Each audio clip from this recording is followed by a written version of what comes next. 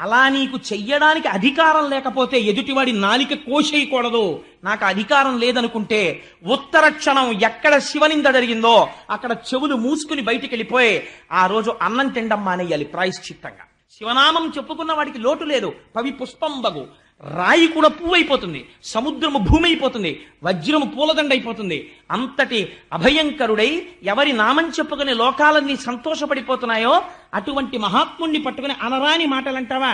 దాని లోపల ఉన్నటువంటి తత్వాన్ని తెలుసుకునే ప్రయత్నం చెయ్యకుండా నీ చిత్తం వచ్చినట్టు మాట్లాడతావా?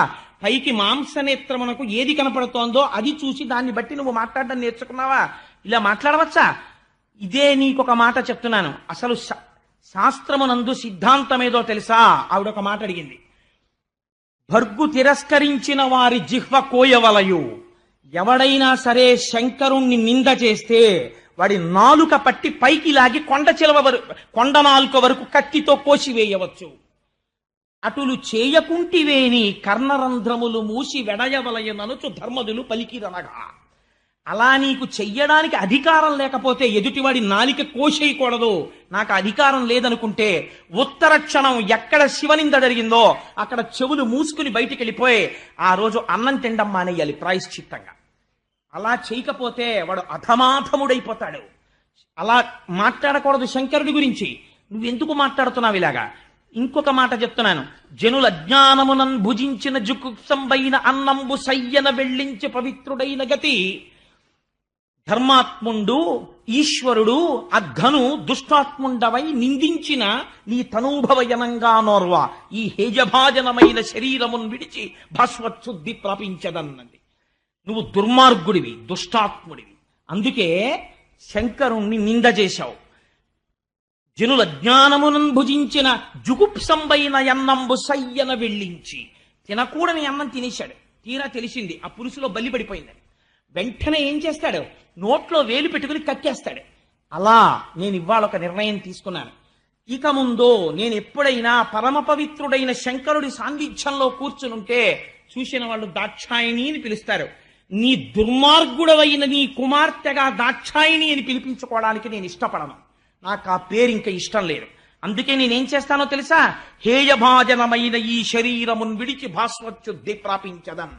నేను ఈ శరీరాన్ని వదిలిపెట్టేసి అగ్నిహోత్రంలో కలిసిపోతున్నానండి అని పద్మాసనం వేసి కూర్చుంది. పలకరించలేదు దుర్మార్గుడు. పద్మాసనం వేసి కూర్చుని అమ్మవారు ప్రాణ అపాన వ్యాన వాయువుల్ని నాభిస్థానమునందు నిలబెట్టింది. ఆ పైన ఉదాన వాయువుని తీసుకొచ్చి హృదయం నుంచి పైకి తీసుకొచ్చి కనుభముల మధ్యలో నిలబెట్టి ఇంద్రియములన్నింటిలోంచి అనిలం అనేటటువంటి అగ్నిని ప్రేరేపణ చేసి ఆ యోగాగ్ని యందు శరీరాన్ని దగ్ధం చేసి బూది కుప్పై కింద పడిపోయింది. కింద పడిపోగానే హాహాకారాలు మిన్నుముట్టాయి సభలో. మిన్నుముట్టి అరే రే కన్న కూతురు యాగశాలలో ప్రాణం విడిచిపెట్టింది. ఈ దురాత్ముడు బ్రాహ్మణుడు వీడు పలకరించలేదు కూతుర్ని అని ఆశ్చర్యపోతుండగా ఇంకా ప్రమథగణాలకి ఎక్కడ లేని ఆగ్రహం వచ్చి కత్తులు తీసి దక్షుడి మీద పడ్డాడు. భృగువికి చాలా సంతోషం కలిగింది. ఎంత కాలానికి రా ఒక మంచి మాట, శంకరుడి భార్య మరణించింది అన్న ఆనందంతో వెంటనే హోమం చేసి అందులోంచి రుభులనబడేటటువంటి దేవతల్ని సృష్టించి రుద్రగణాలని తరిమి కొట్టించాడు. చాలా మంది పడిపోయారు. చాలా మంది రక్తం కారుతూ కైలాసం వైపుకు పారిపోయారు. ఈ విషయాన్ని నారదుడు వెళ్ళి చెప్పాడు శంకరుడికి. ఆయన ప్రశాంతంగా ధ్యానమగ్నుడై కూర్చునున్నాడు. కూర్చున్నవాడి దగ్గరికి వెళ్ళి చెప్పాడు నారదుడు, అయ్యా నీ భార్య విడితే దక్షుడిలా ప్రవర్తించాడు. నీ భార్య శరీరం విడిచిపెట్టేసింది, యోగాగ్నిలో దగ్ధం అయిపోయిందని చెప్పాడు.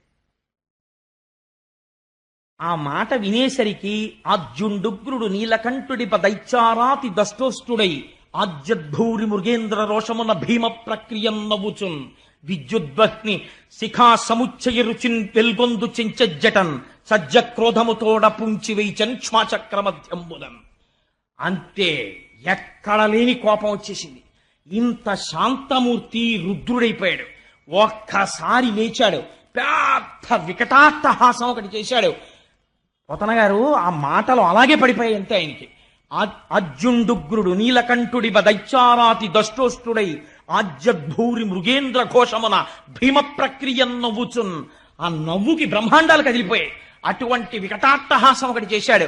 భీమ ప్రక్రియ నవ్వుచున్ విద్యుద్వహ్ని శిఖా సముచ్చయ జటన్ చెల్వొందు చించెజ్జటన్ మిరిసిపోతున్న జటను ఒక దాన్ని ఊడబిరికాడు. ఊడబిరికి సజ్జక్రోధముతోడ పుంచి వై చంక్ష్మచక్రమజ్జంబునన్ ఆ జటని తీసి నేలకేసి కొట్టాడు నిలబడి. కొట్టేసరికి అంతే ఒక్కసారి ఆయనే సామాన్యమైనటువంటి తత్వం అండి. ఎంత సాత్వికంగా కనపడతాడో అంతటి ఉగ్రుడవుతాడు కోపం వచ్చినప్పుడు. ఆ రౌద్రాన్ని ఎవరూ తట్టుకోలేరు. ఓం నమో భగవతే సదాశివాయ సకల తత్వ విదూరాయ సకల లోకైక కర్త్రే సకల లోకైక హర్త్రే సకల లోకైక సంహర్త్రే సకల లోకైక సాక్షిణే సకల నిగమ గుహ్యాయ సకల లోకైక వరప్రదాయ సకల దురితాత్తి భంజనాయ సకల జగద భయంకరాయ శశాంక శేఖరాయ శాశ్వత నిజామాసాయ నిరామాసాయ నిరాతంకాయ నిష్కలంకాయ నిష్ప్రపంచాయ నిస్సంగాయ నిర్మమాయ నిర్మలాయ నిర్గుణ విభవాయ సచ్చిదానందద్వైత పరమ ప్రకాశాయ పరమశాంత ప్రకాశాయ తేజోరూపాయ తేజో విభయే అని ఒక్కసారి ఆ చేతిలో చక్రాజ్వాయుధ భీషణకర సహస్రదంస్ట్రాకరాలవదన వికటాట్టహాస విస్ఫాటిత బ్రహ్మాండ మండల నాగేంద్రహార నాగేంద్ర వలయ నాగేంద్ర చర్మ ధర మృడ మృత్యుంజయ త్రయంబక సదాశివ పరమశివ నమస్తే నమస్తే నమస్తే నమః అంటుంది కవచం. అటువంటి భీకరమైనటువంటి స్వరూపంతో ఒక్కసారి ఆ ఉగ్రతతో కొట్టాడు ఆ జటని.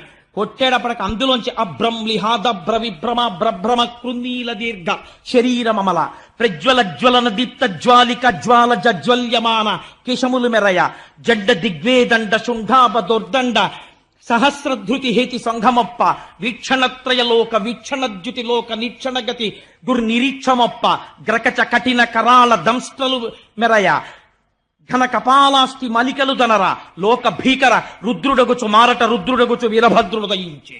ఆ జట పెట్టి కొట్టేటప్పటికే ఒక పెద్ద శరీరం పుట్టింది అందులోంచి. ఆ శరీరాన్ని చూసేటప్పటికే హడిలిపోయారంటే ఒక మోస్తరు వాడు పలకలేకుండా వీరభద్రావతారం అంటే అలా ఉంటుంది. అభ్రం లిహాదభ్ర విభ్రమ భ్రభ్రమ కృనీల దీర్ఘ శరీరమర అటువంటి నాటి స్వరూపం. అది పుట్టగానే ప్రజ్వల జ్వలన దీప్త జ్వాలిక జ్వాల జజ్వల్యమాన కేశములు మెరయ మిరిసిపోతున్నటువంటి జుత్తు జండ దిగ్వేదండ శుంఠాభ దొర్దండ సహస్రధృతి హేతి సంఘమొప్ప అటువంటి వాడై ఘన కపాలాస్తి మలికలు తనరా పెద్ద కపాలమాల ధరించాడు. వేసుకుని పెద్ద ఉద్వేగంతో ఒక్కసారి దూకాడు. దూకి శంకరుడి పాదాలకి నమస్కరించాడు. అనఘుడు రుద్రుచేరి ముదమార ప్రదక్షిణమాచరించి అనివార్యగతి వేగంబున కుంభిని దక్కతలన్ పదంబుల మణి నూపురం మ్రోయ భీషణ దంస్ట్రలున్ వెలుగా ఒక్కసారి బయలుదేరాడు. ఆ బయలుదేరినటువంటి శబ్దం ఎలా వచ్చిందంటే ఆ పరమశివుడి దగ్గరికి వచ్చి ఒకసారి ప్రదక్షిణం చేశాట. ప్రదక్షిణం చేసి ఆయన పాదాలకి నమస్కారం చేశాడు. తండ్రి నాకేం ఆనతన్నాడు. పార్వతీదేవి శరీరాన్ని విడిచిపెట్టింది. అప్పటికి పార్వతి కాదు సతీదేవి శరీరాన్ని విడిచిపెట్టింది. దక్ష యజ్ఞాన్ని ధ్వంసం చేయి అన్నాడు. అనగానే ఆయన కాళ్ళకి ఉన్నటువంటి ఆ మణి మంజీరములు పెద్ద ధనులు చేస్తున్నాయి. ఆ ధనులు చేసేటట్టుగా ఒక్కసారి భీషణ ధనుల్ మెరయ పెద్ద పెద్ద ధనులు వచ్చేటట్టుగా కృతాంత కాంత శితస్ఫుట శూలము పట్టి చెచ్చరన్ ఒక పెద్ద శూలం పట్టుకుని బయలుదేరాడు. ఎలా ఉంది ఆ స్వరూపం? ప్రళయతాండవం చేసి లోకాలన్నింటినీ లయం చేసేసే ముందు ఈ భూమండలాన్ని మోసేటటువంటి 4 ఏనుగుల్ని శంకరుడు తన త్రిశూలానికి గుచ్చి భుజం మీద వేసుకుని ప్రళయతాండవం ఎలా చేస్తాడో అలా బయలుదేరాడు.